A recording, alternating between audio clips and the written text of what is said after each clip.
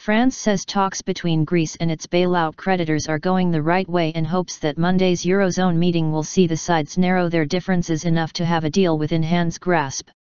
Finance Minister Michel Sapin told EU legislators Thursday that the risk of things running off the rails for Greece also entails that risk for Europe, so a compromise is needed. Greece and its European creditors have been at an impasse for over 3 months on what reforms the country should make to get more rescue loans to keep it solvent. A potential Greek debt default could threaten Europe's joint currency and roil the global economy. Sapin called for a push toward a compromise at Monday's gathering of eurozone finance ministers. He said there was a degree of flexibility in the talks, which are currently centered on state revenue policies, such as taxation. We will not get there May 11 but in the days that follow because it is absolutely necessary, Sapin said. Greek Finance Minister Yanis Varoufakis agreed action was quickly needed. I trust that an agreement will be in the offing in the next days, mostly weeks, he said at a business forum in Brussels. The Greek government has been hesitant to make reforms that might hurt the living standards of Greeks, who have been through 5 years of brutal spending cuts and tax increases.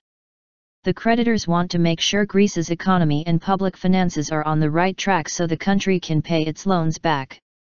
Greek government spokesman Gavriel Sakalarides said both sides need to compromise. In a negotiation, there must be mutual concessions, he said. Greece is running out of cash and faces a repayment to the IMF on Tuesday worth over €700 million.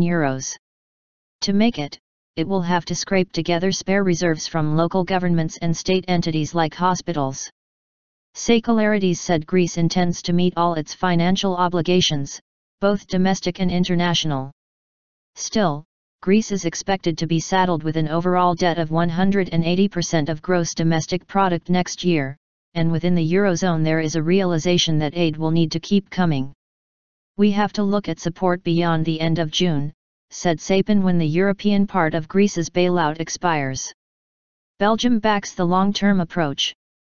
We can give more time to Greece. But to do that, they need to be sure that it's possible to have a real good program of reforms, said Foreign Minister Didier Reynders.